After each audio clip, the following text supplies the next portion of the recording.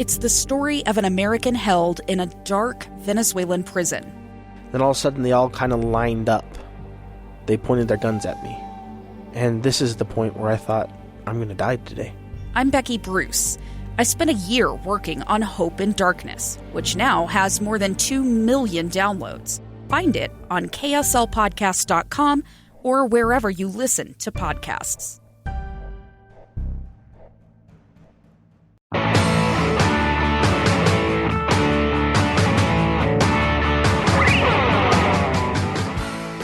You're listening to Project Recovery, a podcast about addiction, but more importantly, about recovery. We're listening to Jason and Lauren's story. Jason has been telling us about his addiction to pornography and masturbation from a young age. And now we're going to get into something that's kind of helped you in the world of recovery, and that is LifeStar. So tell me a little bit about LifeStar. LifeStar is they just deal specifically with sexual addiction. And they have groups in Salt Lake and Davis and Weber County, and we meet once a week. It's for husband and wife. There's 3 phases. First phase, is about 6 weeks long. Lots of information. Who workbooks. runs it? The psychiatrist who runs the one that we went to his name's Ken Schwab. And he runs Davis and Weber County. So there's a group in Bountiful, Layton, and Ogden. And then I know there's some groups here in the Salt Lake area as well. So it is run by mental health professionals. Now, is this like a recovery treatment process? I mean, is it an insurance-based? Is it open to the public? How do people find out more information about it? I found out about it through my bishop. They've been actually going around to different church leaders and trying to talk to them and introduce them to it. And then there's also just referrals. But they do have a website that you can Google. And it is open to anybody who wants to come. There were some men there who it was just them. Their wife didn't want to come.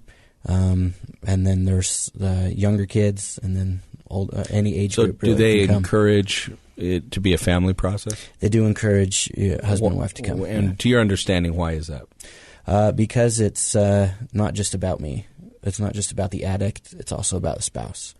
There's things that myself and other addicts have done that has caused their wives PTSD.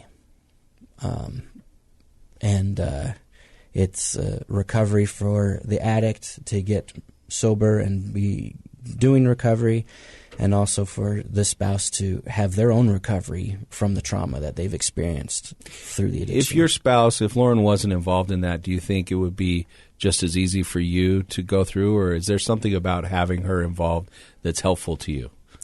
Having her involved was extremely helpful to me. Yes, she had her workbooks and I had my workbooks, but we've been there to support one another, talk to each other, talk about things that we learned, and I really don't think I would be where I'm at without her. So what kind of philosophies or modalities do they use to help you along the journey? First, they talk about like the addiction cycle, what it is, what triggers are. And did you find this stuff helpful? Oh, yes, very, very helpful. What about you, Lauren? I did. I felt like they have tools. They explain denials for the women, which is different from the addicts. They explain what behaviors are tied into the addiction, like turning tables, blaming you for the problems, being overcritical. And it's very helpful to go, it's not my fault, or this is not my problem. This is his problem, and this is why he behaves this way when he's down cycled. So it empowers you. It sounds like you, kind of the opposite of some of the messages you heard growing up from people in your family that struggled with it, where they were blaming their spouse, their wife. Yeah, neat. So were there other couples in there with you? Yes. There was the first phase. There was a lot of couples, maybe like 24 couples, and then after the first phase, we broke up into smaller groups. And then it also split. The phase 2 and phase 3 are just men groups and women's groups so that they can focus on their individual things. And so it was me and 5 other guys in my group.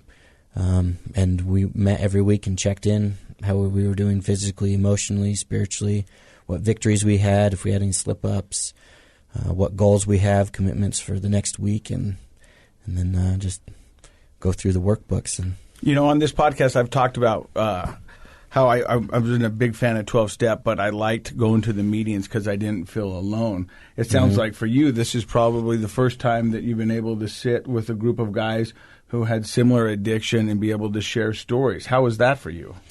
I had been going to the ARP, addiction recovery program, for a bit, and yes, you get to be there and you can see other guys, you go around and share, but with LifeStar, you get to share and be more invested. Yes, and be able to really just talk about what's going on and get feedback as well.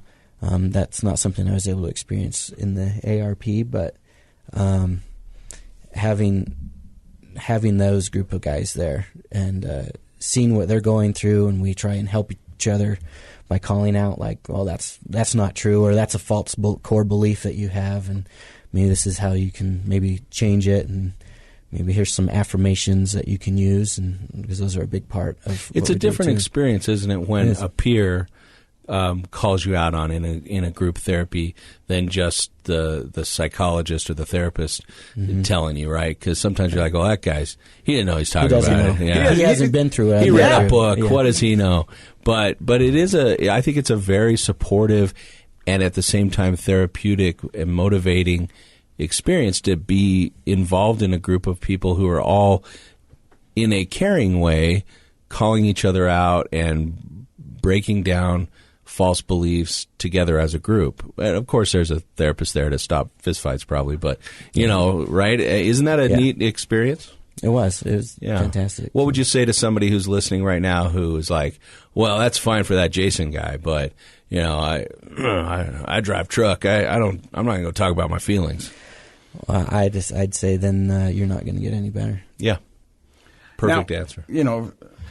Anonymity is a big part of addiction, and we're trying to overcome that. But without going into details, were you surprised by some of the other faces looking back at you in your groups and in your classes? In all the groups I've been to, there were only ever 2 times where I recognized somebody that I knew. And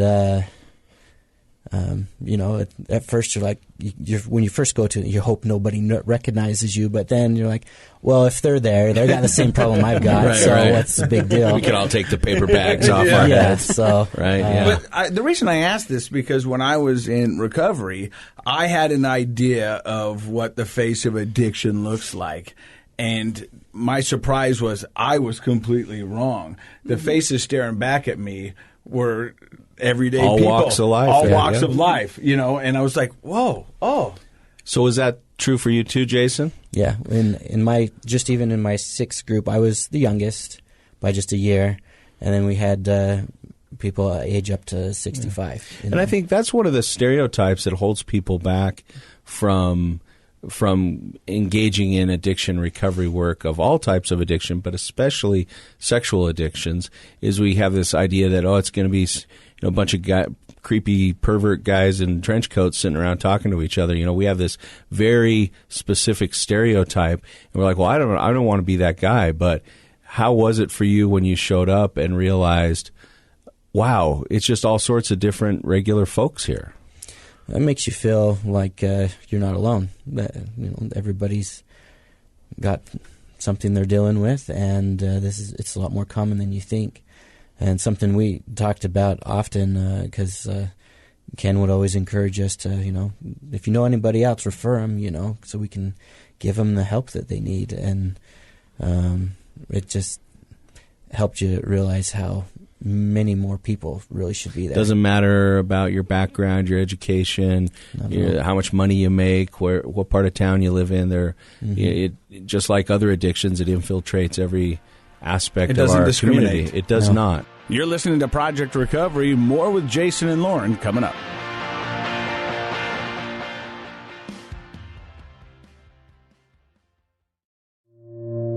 two friends taking pictures of the rising full moon on a summer night. Two teenage kids doing what teenage kids do. When a stranger with a gun and a death wish changed everything.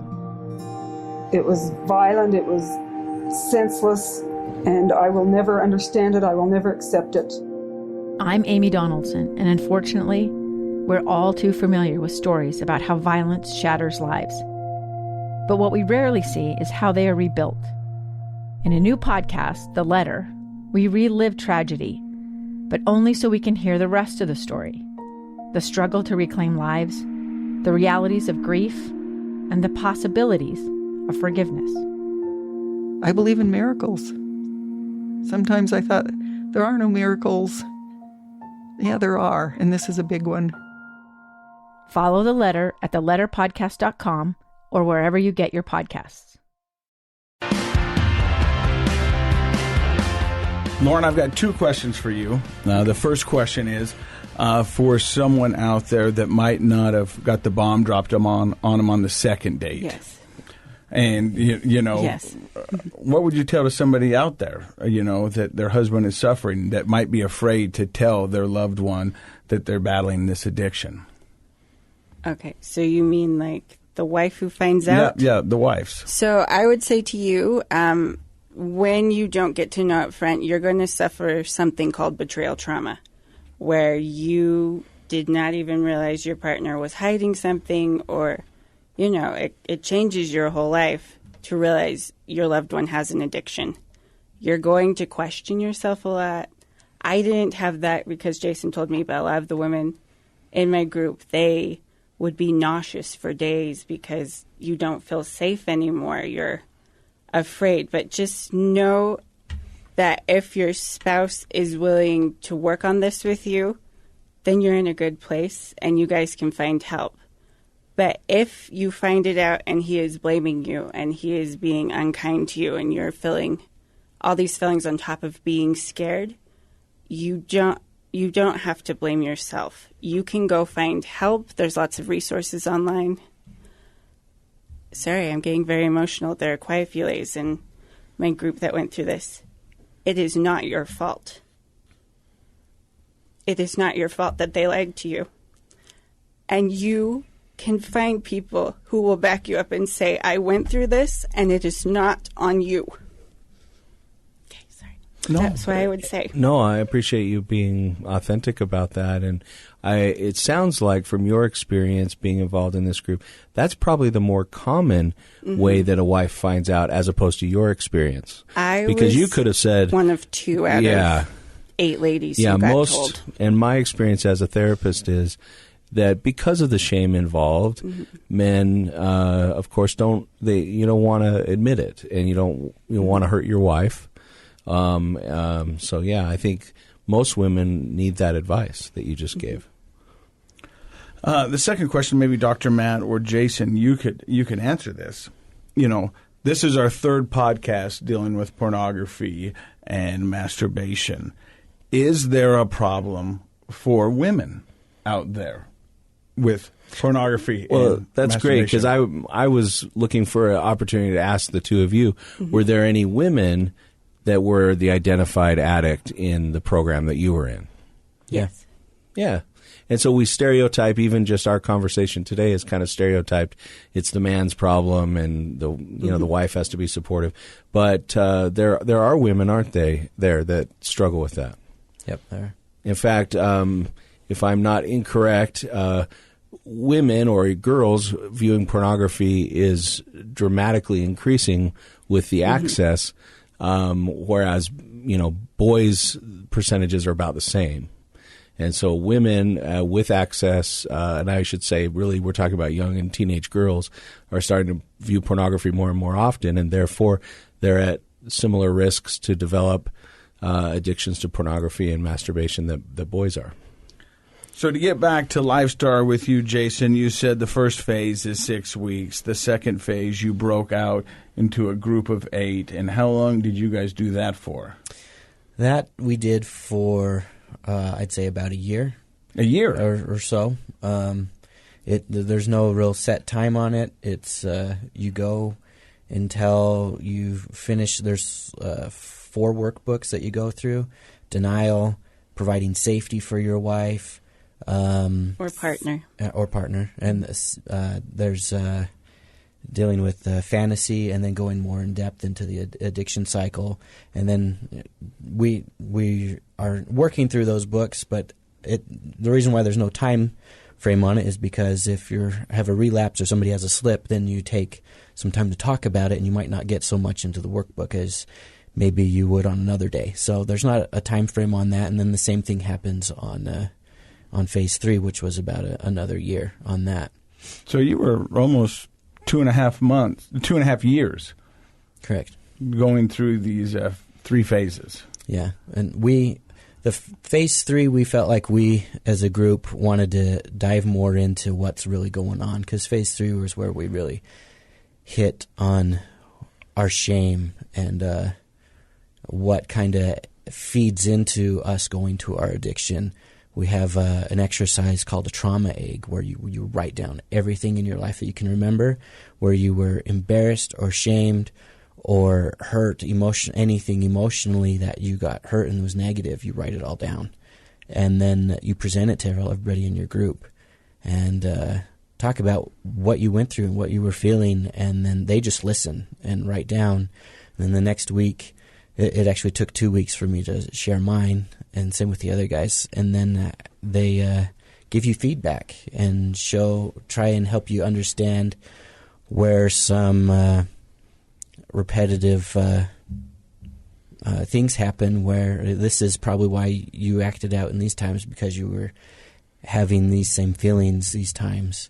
And then after that, then you write down all the things that were positive in your life, things that you've done and accomplished, and then you can put those back to back and see, look, your life was not as bad as you think it was. There's all these good things that happen in your life, and then it can help you remove some of that shame and see that you are a good person and still have done good things in your life. It's not all about your addiction. Well, that must have been a challenge. I have a question for you. So you had to sit and think about all the embarrassing, humiliating, shameful things, and then you had to think about all the good things. Was one of those harder to write down and think of a large number of than the other, or were they about the same? I'd say the positive is harder. Yeah. Why? Yeah. Why? I thought you might say that. Why is it? Why do you think that was? Because being in the addiction and having that shame that was already there, is you're already thinking that you're a worthless, bad person, and that hurt and those negative things are always on the surface there, and you have to dig a little deeper. And I think that is one of the differences. We talk a lot about the similarities amongst addictions. I think that's one of the important differences for people to understand, is because typically pornography and masturbation become problems and addictions. At least it starts during the same time of your life when you're developing a sense of who you are.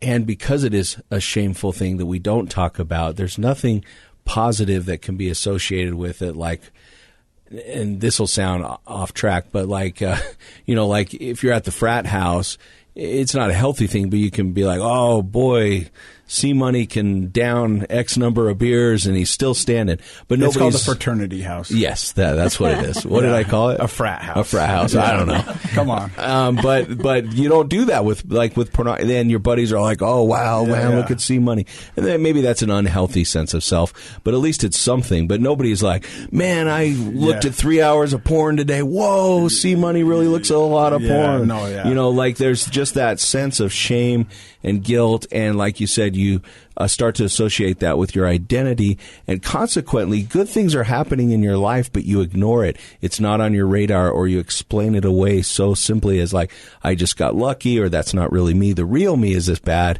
shameful guy that I'm embarrassed of.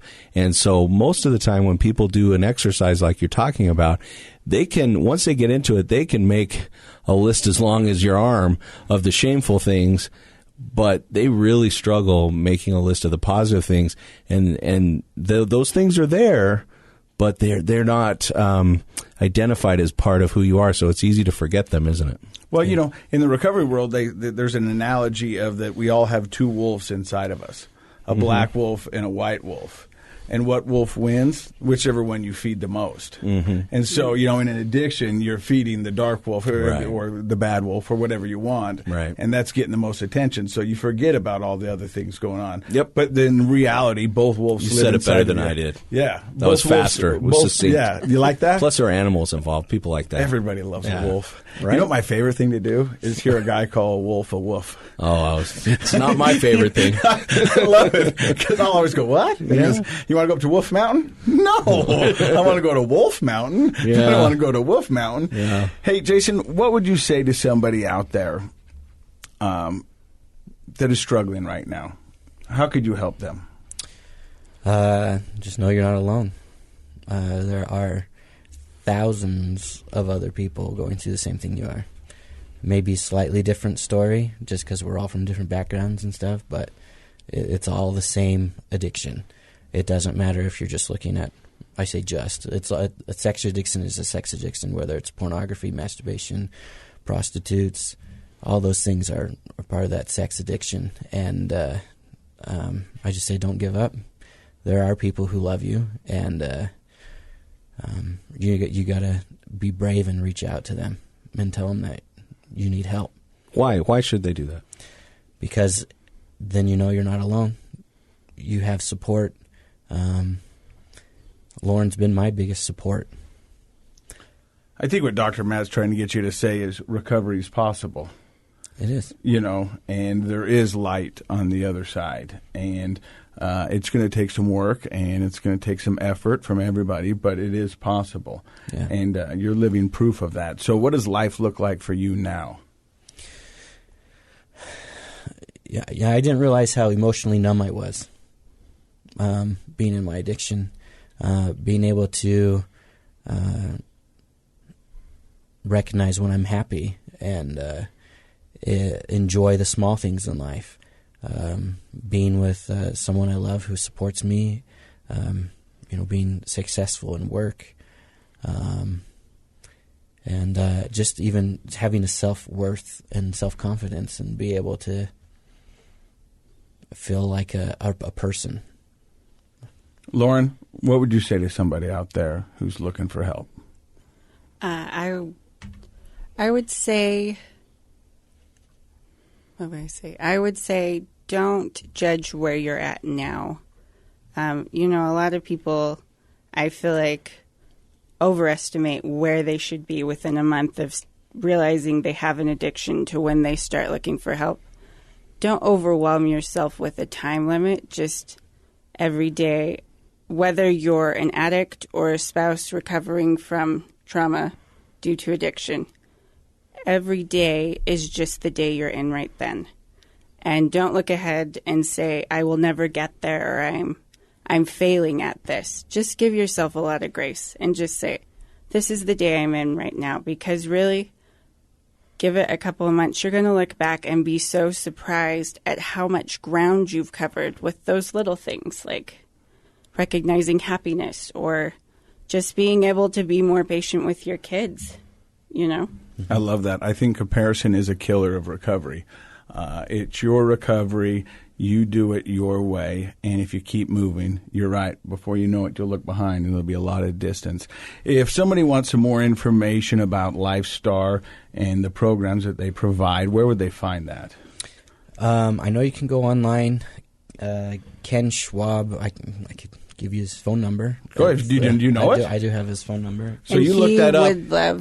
He loves to do presentations. Sure, give Ken Schwab's number out, and we'll put a link on the bottom of our bio. Yeah. Oh, okay. He told you it's fine. He told me it's fine. I was just sitting here saying nothing. He asks all of us to Ken. share. Yeah. I hope this isn't his home number. Cell phone number 801-910-1000.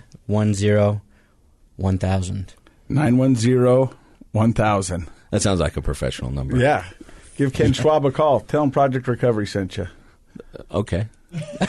I will. I don't know. I'm just going to call him. I wasn't talking to you. I'm just going to call him in chat. But I do want to thank you guys both. And one of the most endearing things that you guys have done throughout this whole podcast is every time I look over, you guys are holding each other's hands. And the fact that you guys have tackled this together, stayed together, and are out here sharing your story together gives me hope. And I'm very jealous and envious of what you've got right there. I think that's cool. Thanks. I think I noticed that as well, and I just hope couples dealing with any sort of addiction will support and love each other. That's the only way we get through things and grow in life. And we know that an individual who's struggling with an addiction, if they have support of a good partner together, that's how we really knock it out of the park, so to speak. And so I can tell you guys are doing that together. So I would say that's a great example more than almost anything to others. So thank you for joining us today on Project Recovery. If you know somebody who needs some help, have them do what I did and give Pinnacle Recovery Center a call. You're listening to Project Recovery, a KSL podcast.